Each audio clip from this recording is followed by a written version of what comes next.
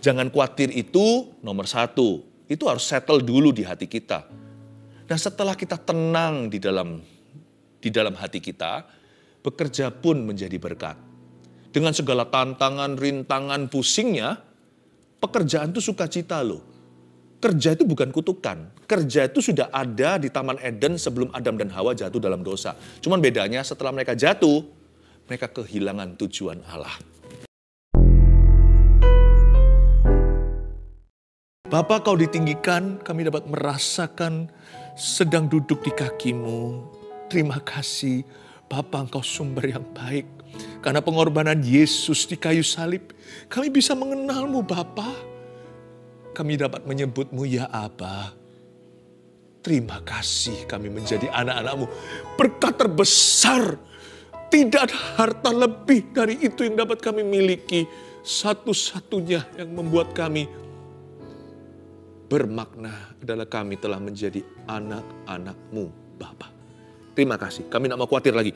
Kami tahu Bapa sangat mencintai kami, mengasihi kami bukan karena kami worthy. Tapi karena Yesus, pengorbanannya melayakkan kami. Terima kasih Tuhan, sampaikan sabdamu, beritakan firman-Mu melalui mulut hamba-Mu, sembunyikan kami rapat-rapat di balik salib-Mu. Biarkan kemuliaan Tuhan yang nyata. Dalam nama Yesus, haleluya, amin. Praise the Lord, puji Tuhan. Buka firman Tuhan dulu, saya kasih judul, jangan khawatir, ada Bapa. Ya, jangan khawatir ada Bapa, don't worry, ada Bapa di sorga. Sebuah pesan yang sama dari ayat-ayat ini saya khotbahkan di saat teduh bersama yang perdana. Tapi nggak ada rekodnya hari ini. Karena itu saya khotbahkan dari ayat-ayat yang sama lagi. Kalau Anda tidak ada di sana waktu saat teduh bersama dilahirkan. Ini adalah pesan 2 tahun yang lalu tapi dengan pewahyuan yang fresh untuk hidup kita hari ini. Yaitu di kitab Matius pasal yang ke-6 ayat ke-25 sampai 34 saya bacakan hal kekhawatiran. Karena itu aku berkata kepadamu, janganlah khawatir akan hidupmu, akan apa yang hendak kamu makan atau minum, dan janganlah khawatir pula akan tubuhmu, akan apa yang hendak kamu pakai. Bukankah hidup itu lebih penting daripada makanan, dan tubuh itu lebih penting daripada pakaian? Pandanglah burung-burung di langit, yang tidak menaburkan, tidak menuai, dan tidak mengumpulkan bekal dalam lumbung, namun diberi makan oleh Bapamu yang di sorga. Bukankah kamu jauh melebihi burung-burung itu? Siapakah di antara kamu yang karena kekhawatirannya dapat menambahkan sehasta saja pada jalan hidupnya? Dan mengapa kamu khawatir akan pakaian? Perhatikanlah bunga bakung yang di ladang, yang tumbuh tanpa bekerja dan tanpa memintal. Namun aku berkata kepadamu, kata Yesus, Salomo dalam segala kemegahannya pun tidak dapat berpakaian seindah salah satu dari bunga itu. Jadi jika demikian Allah mendandani rumput di ladang yang hari ini ada, dan besok dibuang ke dalam api, tidakkah ia akan terlebih lagi mendandani kamu, hai orang-orang yang kurang percaya? Sebab itu janganlah kamu khawatir dan berkata, apakah yang akan kami makan, apakah yang akan kami minum, dan apakah yang akan kami pakai? Semua itu dicari bangsa-bangsa yang tidak mengenal Allah.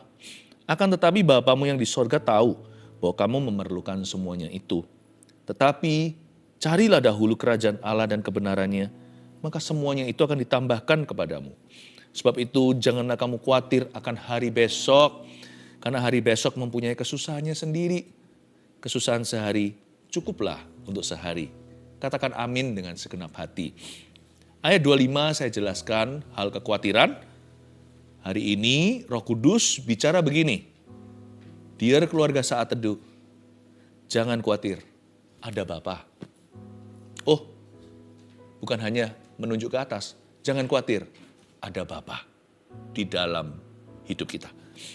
Karena itu aku berkata kepadamu, kata Yesus ayat 25, janganlah khawatir akan hidupmu. Berhenti di situ, yaitu di ayat 25a. Ternyata syarat untuk dipelihara oleh Bapa itu bukanlah sebuah tugas, bukanlah sebuah pekerjaan, bukan sebuah aktivitas atau perbuatan. Syaratnya mudah susah. Karena orang lebih gampang untuk melakukan sesuatu dengan kekuatannya. Apalagi kalau sedang panik, sedang cemas. suruh dia menunggu sesuatu, itu rasanya gerah. Orang itu harus berbuat sesuatu. Kalau enggak dia pasti akan tidak bisa tinggal tenang. Ternyata kali ini syarat untuk dipelihara oleh Bapa itu adalah tidak berbuat apa-apa. Janganlah kamu khawatir, itu perintah bukan saran. Mau dipelihara seperti burung di udara. Mau dipelihara, mau didandani seperti bunga di ladang. Alkitab mengatakan dengan jelas, Yesus mengajarkan begini, kalau kamu mau dipelihara, janganlah khawatir akan hidupmu. Wah, perintah itu kan biasanya untuk berbuat sesuatu. Ini sebuah perintah untuk tidak berbuat apa-apa. Disuruh tinggal diam dan tenang dan ketahuilah bahwa Dia adalah Allah. Disuruh tidak boleh khawatir karena ada Bapa. Kali ini iman adalah berdiri, tidak melangkah. Stand Moses, berdirilah di sana hai Musa. Hari ini engkau akan melihat kelepasan dari tangan Tuhan. Today you shall see my deliverance. Musa emangnya bisa buat apa? Maju ke depan tenggelam di Laut Merah. Mundur ke belakang sudah digempur oleh pasukan Mesir yang sudah bernafsu membunuh. Sometimes dalam hidup ini kita tidak bisa maju atau mundur. Kita tidak bisa melakukan apa-apa, tinggal percaya. Tahukah syaratnya untuk kita dipelihara oleh Bapa? Janganlah kamu khawatir, sebuah perintah yang tidak berakhir pada aktivitas, tapi sebuah perintah yang berujung pada iman yang teguh pada Tuhan. Have a strong faith, will you? You don't have to have a great faith. Tidak perlu kita punya iman yang gede atau besar. A strong one. Biji sesawi pun tapi utuh. Jangan bimbang sama Tuhan. Lalu apa aja sih yang dikhawatirkan oleh orang sejak 2000 tahun, sejak ribuan tahun yang lalu? Ternyata dari zamannya bangsa Israel di Mesir ataupun ketika mereka sedang mengembara di padang gurun, nggak ada perubahan tuh manusia. Manusia tetap khawatir dari sononya, dari nenek moyang sampai hari ini. Hanya kekhawatirannya beda. Dulu nggak ada teknologi seperti hari ini. Dulu zaman berubah, berbeda. Hari ini dunia berubah. Tapi tetap sama, pada dasarnya selalu manusia itu terbuat dari materi yang sama. Kita ini khawatiran orangnya. Jangan khawatir akan hidupmu. Biasanya orang khawatirnya itu 3 sub atau ada 3 dimensi akan apa yang hendak kamu makan atau minum. Jangan khawatir pula akan tubuhmu, apa yang hendak kamu pakai. Biasanya makan, minum, pakaian, sandang, pangan, papan. Manusia itu khawatir, meskipun ya sudah banyak orang yang melampaui level kebutuhannya tercukupi. Itu pun masih khawatir loh. Karena kali ini bukan lagi khawatir tentang makanan atau minuman. Tapi sepiring nasi, semangkok nasi, dan sepiring berlian. Manusia itu penyakitan. Kekhawatirannya dijawab pun punya, nanti upgrade dia. Kekhawatiran yang lebih besar. Khawatir itu penyakit rohani. Rohnya sakit. Tidak tergantung dengan sekaya apa orang tersebut. Apa yang dia miliki atau apa yang dia belum punya. Nggak ada hubungannya. Khawatir itu adalah keputusan. Kekhawatiran itu sebenarnya adalah hinaan ke wajah Bapa. You nggak becus, gitulah kira-kira kita ngomongnya. Nggak langsung sih, mana siapa berani. Tapi sebenarnya kekhawatiran itu dengan kata lain berkata, Tuhan, you're not doing a good job in my life. Tuhan, kau tidak melakukan perbuatan yang baik. Ya. Tuhan itu nggak lulus dalam hidupku. Tuhan itu nggak bagus. Kita itu menuduh Tuhan, berkata Tuhan tidak becus. Khawatir itu dengan kata lain begitu. Sama, kita nggak usah dituduh pencuri. Tapi kalau HP orang di sebelah sana, lalu dia lihat kita, lalu dia pegang dan masukkan dengan lirikan seperti itu, ya sama aja dipandang sebagai pencuri. Ya nggak apa-apa sih kalau orang nggak kenal sih, lumrah. Dunia ini atau bumi ini penuh trauma. Tapi kalau orang itu sudah kita kenal, lalu dia begitu, wah, kita bisa tersinggung ya, karena Tuhan juga kita singgung berkali-kali lewat kekhawatiran. Seolah-olah sepertinya kita berkata, Tuhan, engkau tidak mampu, engkau tidak sanggup. Karena itu kekhawatiran itu sesuatu yang serius loh. Saya anggap itu, menurut saya, kekhawatiran itu dosa. Karena ini perintah kan, jangan. Jadi kalau kita langgar ya, apa kalau bukan dosa? Nah, kita baca berikutnya, bukankah hidup itu lebih penting daripada makanan dan tubuh itu lebih penting daripada pakaian? Di sini Tuhan mulai tunjukkan kita prioritas hidup yang lebih penting lagi. Karena kita ini bukan hewan. Bukankah hidup itu lebih penting? Kata bukankah hidup itu lebih penting menunjukkan bahwa hidup itu anugerah. So treat life as a gift. Mari kita memperlakukan kehidupan kita itu sebagai kasih karunia dari Allah. Sebagai pemberian. Hidupku ini kado dari Tuhan. Jangan bunuh diri, jangan lukai diri. Jangan jahat sama diri sendiri. Juga jangan manjakan diri sendiri sih. Ya, perlakukan dirimu sebagaimana firman Tuhan perintahkan dan ajarkan. Jangan berlebihan, jangan kekurangan. Tapi treat life as a gift. Mari kita perlakukan hidup itu sebagai sebuah kasih karunia. Hidup itu kan lebih penting daripada makanan. Tubuh itu lebih penting daripada pakaian. Namun demikian tidak untuk hewan. Kadang-kadang kalau saya lihat ya, ikan di akuarium itu hidupnya sehari-hari apa? Kasian sih. Dia itu kan hanya dibatasi dengan tembok akuarium itu, kaca-kaca kiri kanan. Tapi sehari-hari pikirannya hanya makan. Kalau kita sehari-hari pikirannya makan, bedanya apa sama hewan? Kalau kita hanya dikuasai dengan kekhawatiran apa yang kita pakai, apa yang kita minum, bedanya apa kita sama ciptaan Allah yang tidak semulia manusia. Manusia diciptakan sebagai makhluk kekal. Di dalam kita tinggal manusia rohani yang tidak bisa mati. Hewan bisa mati, tanaman juga. Tumbuh-tumbuhan bisa binasa. Tapi hanya manusialah yang disebut meninggal dunia. Pasti ada sesuatu yang lebih tinggi daripada hidup yang sekarang yang patut kita kejar dan perjuangkan. Gak mungkin melulu hanyalah soal pakaian, makanan, minuman. Kalau begitu kan Tuhan gak akan mengatakan bahwa kita adalah ciptaannya yang paling mulia. Kalau ternyata sederajat dengan binatang. Atau kalau kita selevel dengan hewan, semuanya hanyalah insting. Hanya kawin dan makan. Coba lihat. Mau melatih hewan yang paling berakal budi pun, dolphin contohnya, tetap harus kasih ikan kecil. Ujung-ujungnya, they live only to eat. Mereka hidup untuk makan.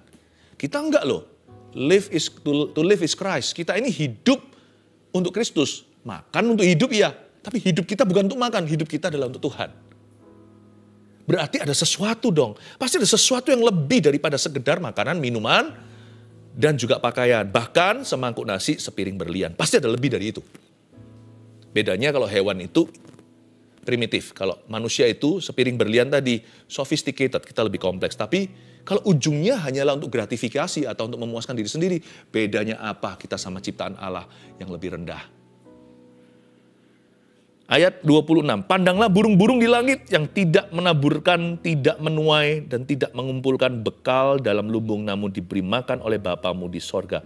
Bukankah kamu jauh melebihi burung-burung itu? Baik, mari kita bicara soal burung-burung yang dimaksud di ayat 26. Betul sih, burung-burung itu memang tidak menabur dan tidak menuai.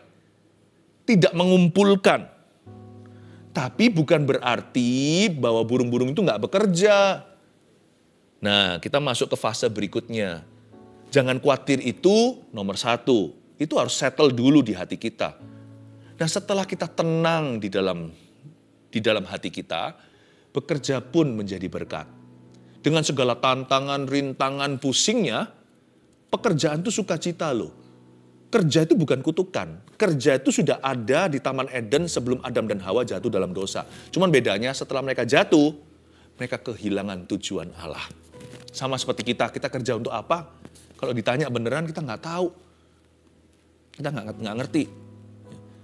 Tapi itu yang disebut dengan manusia jatuh dari kemuliaan Allah. Tapi pekerjaan itu sendiri adalah berkat. Jadi jangan dibawa stres. Kalau kita punya pekerjaan itu bersyukur. Banyak orang mau kerja nggak ada. Banyak orang kehilangan pekerjaannya alias di PHK. Kalau kita masih punya pekerjaan, if you don't do what you love, then learn to love what you do. Kalau kita tidak bisa suka dengan apa yang kita kerjakan, terpaksa nih demi dapat gaji atau untuk menyambung kehidupan, then belajarlah untuk mencintai pekerjaanmu. Asal itu halal dan benar, asal itu baik dan tidak melanggar hukum di negara, cintailah pekerjaan Anda. Pandanglah burung di langit, bahkan juga Alkitab mengatakan, nambahkan Tuhan Yesus ajarkan bukan hanya burung saja ilustrasinya, tapi juga bunga di padang tidak memintal. Tapi dikasih Tuhan pakaian, Salomo aja nggak sebagus itu jubahnya. Coba kita renungkan. Yang dimaksudkan do not worry bukan berarti, oke, kita doa saja, nggak berbuat apa-apa. Bekerjalah. Kalau nggak kerja jangan makan. Tapi bekerja itu adalah aktivitas fisiknya. Hatinya harus rest di Tuhan. Hatinya itu harus bisa beristirahat di dalam janji-janjinya. Jangan khawatir. Stres itu harus di luar. Kalau saya mendapat tantangan pekerjaan, itu stres yang bagus. Kalau saya tidak aktif nanti saya pikun gimana? Coba lihat ya, orang yang gak punya pekerjaan apa-apa nanti kan cari-cari perkara, cari-cari kerja. Apa aja dijadikan pekerjaan, apa aja dijadikan perkara. Bolehlah kita itu stres di luar. Karena itu namanya tantangan. Disitulah kita dengan Tuhan bisa ngalami yang namanya petualangan. Dari sisi Tuhan penyertaan, dari sisi kita adventure. Namun demikian, stres itu gak boleh masuk di hati. Di hati bukan stres tapi rest. Di hati itu tenang. We work hard on the outside. We rest easy on the inside. Kita bekerja keras di luar sana. Di luar, maksudnya di tubuh kita. Pikiran juga. Tapi di hati kita itu istirahat dalam janji-janjinya. Karena kita tahu kita itu punya Bapa seperti apa. Itulah freedom di dalam hati kita. Kita baca ayat 27, siapakah di antara kamu yang karena kekhawatirannya dapat menambahkan sehasta saja pada jalan hidupnya? Ini pertanyaan ini harus dijawab. Jawab sesungguhnya, khawatir itu untungnya apa sih? Biasanya orang itu khawatir akan hal-hal yang di luar kontrolnya. Itulah nature atau hakikat khawatir. Kalau itu sesuatu di dalam kontrolnya, biasanya orang yang tanggung jawab langsung akan berbuat sesuatu. Khawatir itu tidak perlu, karena dia itu selalu mengkhawatirkan sesuatu yang dia nggak bisa apa-apa terhadapnya, atau sesuatu yang di luar kendalinya.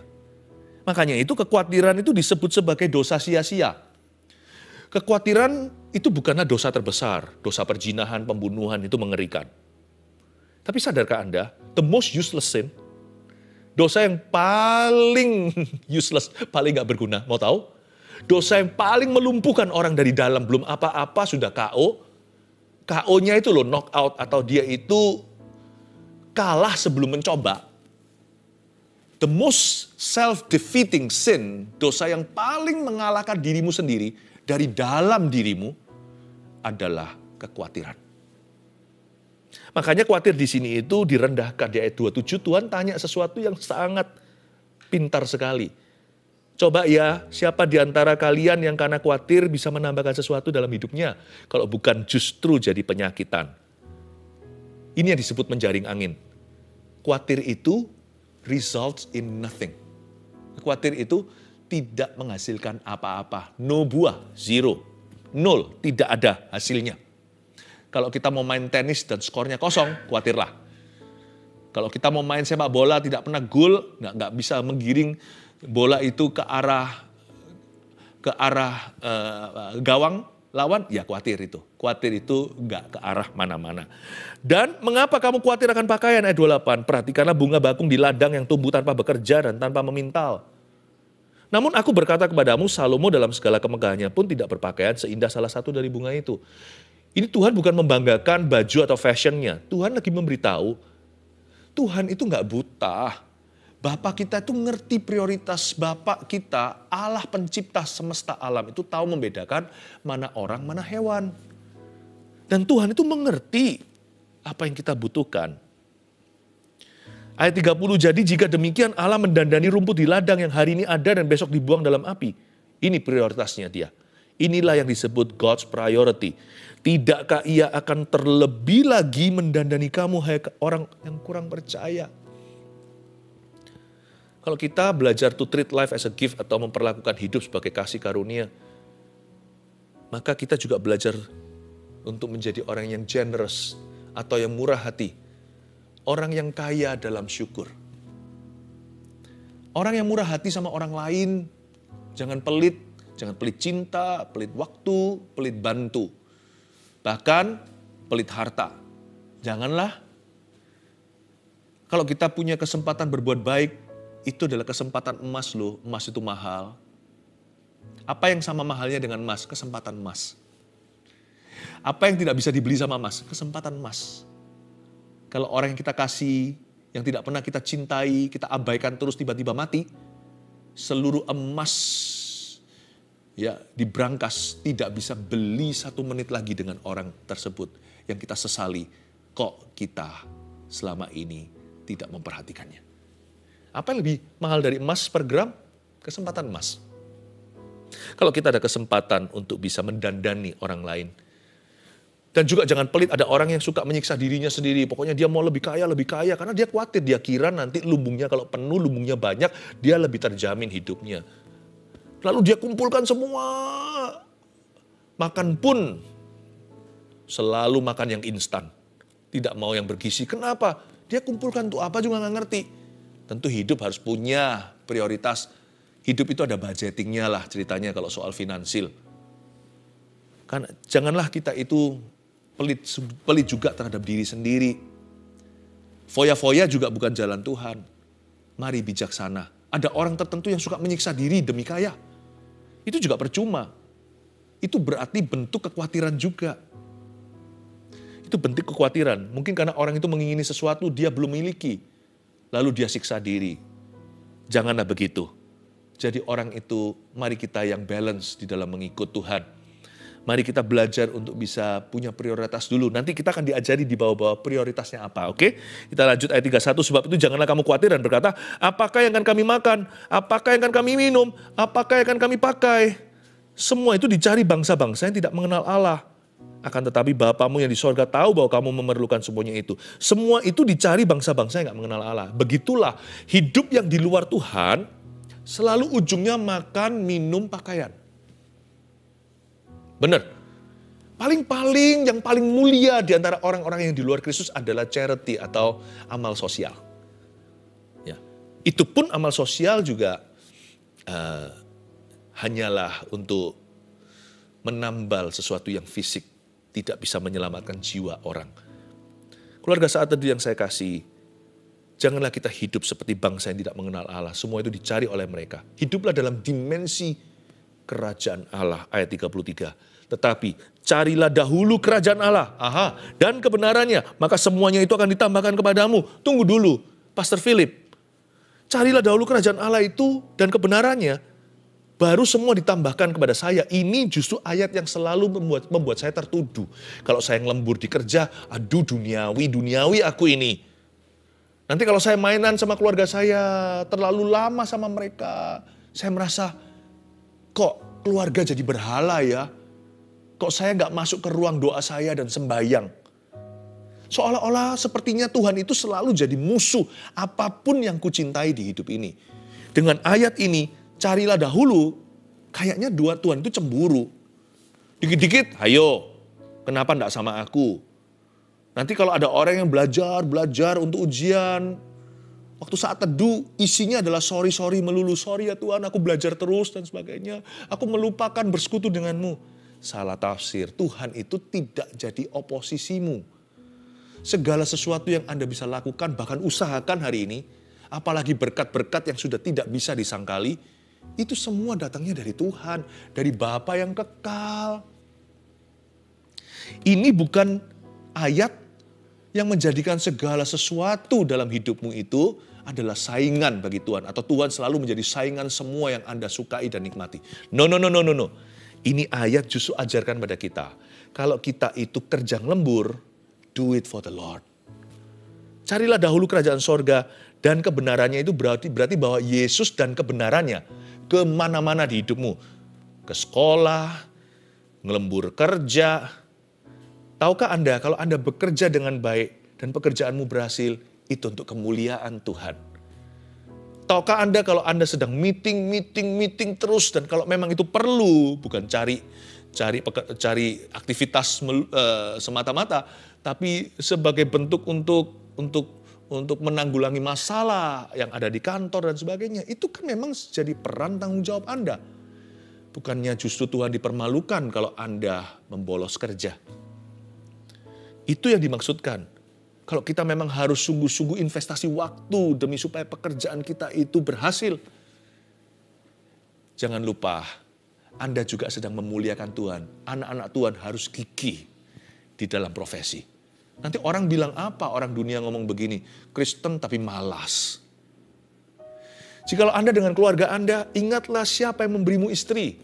Bukankah Alkitab berkata, harta warisan rumah itu bisa dari papa mama. Tapi istri yang takut akan Tuhan itu datang dari Tuhan.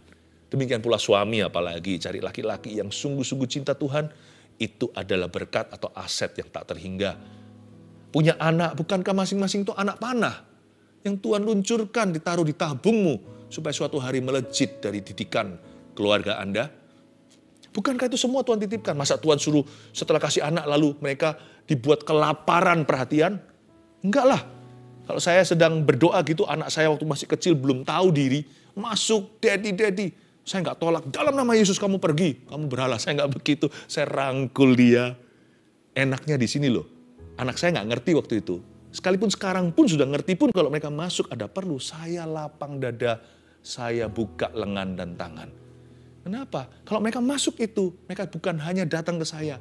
Ada Tuhan, ada Bapa di hidupku. Yang ngerangkul mereka begini itu, bukan hanya saya Bapaknya di bumi, tapi Bapa mereka yang di sorga merangkul kami. Life becomes complete. Kalau kita bawa Tuhan kemana-mana, dan kita bawa firman. Firman itu gak berhenti di tembok gereja atau di pintu keluar. Lalu keluar kita jadi orang yang beda. Hidup kita melanggar firman, tidak sesuai dengan firman Allah. Enggak, saya bawa firman Tuhan dalam parenting, kita bawa dalam pekerjaan, kita bawa dalam studi sekolah, kita bawa dalam segala activity. Carilah dahulu kerajaan Allah dan kebenarannya. Kita bawa Kristus kemana-mana. Kita digendong Tuhan kemana-mana. Sampai putih rambut pun tetap berbuah. Memang ada aktivitasnya, jangan lupa. Ada waktunya saya memang minta menyendiri. Saya akan bilang sama family, ini waktu saat teduhnya daddy atau papa, saat teduh, waktu segini. Kalau kita kan sama-sama ini Rabu Sabtu, ini 2 tahun loh sudah. Oh, haleluya.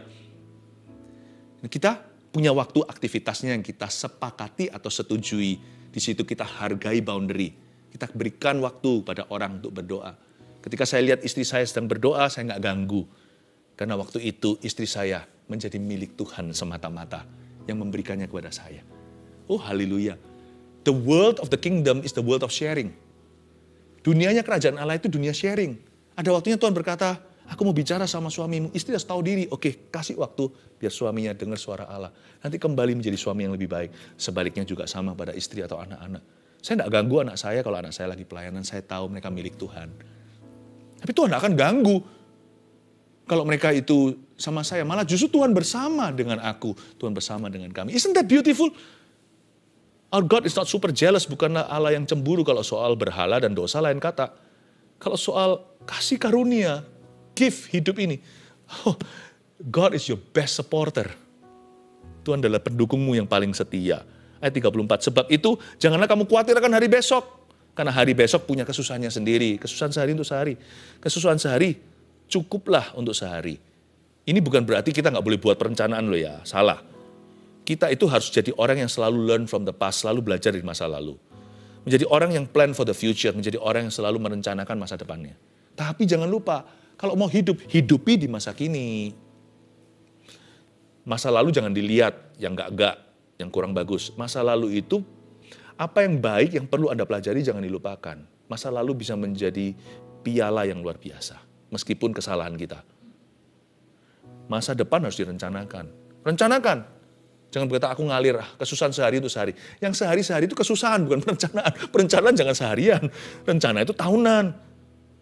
Kamu sekolah gimana? Kalau orang sekolah SMP, SMA, SD, elementary, high school, harusnya punya pikiran university. Orang kuliah juga harus punya pikiran karir dong. Orang pacaran harus punya rencana menikah. Pertanyaan kapan mau menikah harus bisa dijawab minimal oleh sang pria. Rencana itu nggak boleh sehari-hari. Susah tuh sehari-hari, kesusahan sehari-hari. Ya, 1, 2, 3 saya kasih poin supaya Anda bisa bawa dalam doa selalu dan senantiasa. Apa aja yang kita pelajari hari ini saya review dan saya rangkumkan begini. Yang pertama, jangan khawatir ada Bapa.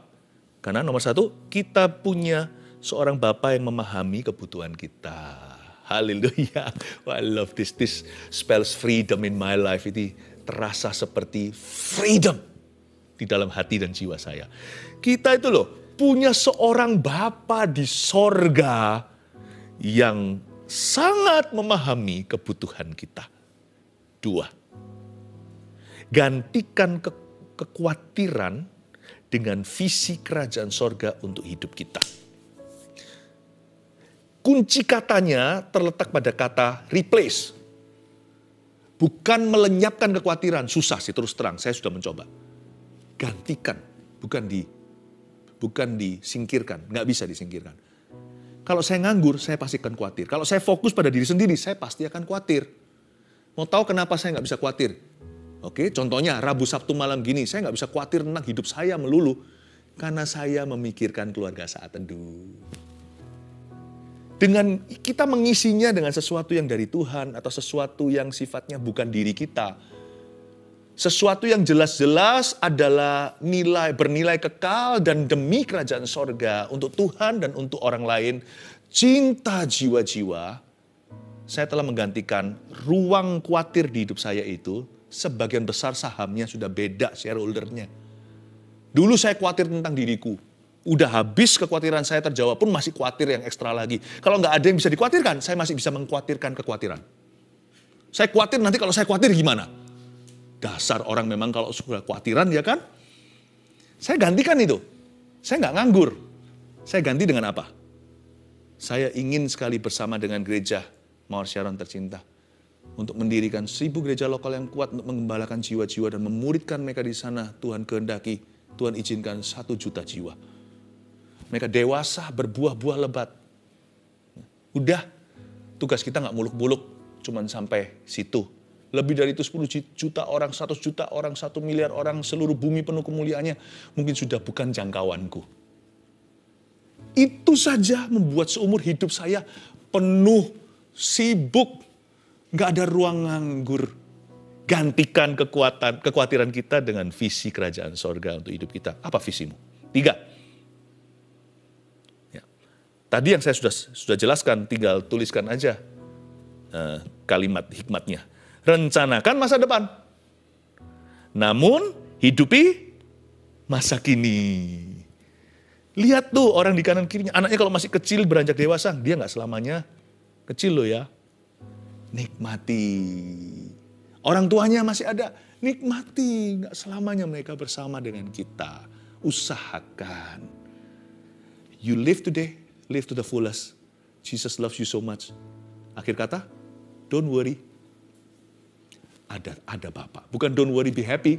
Jangan khawatir, ada Bapa. Kalau Anda berada bersama dengan orang lain, Anda mendengarkan saat teduh ini, Anda bisa katakan pada kiri kanannya, jangan khawatir ya, ada Bapa.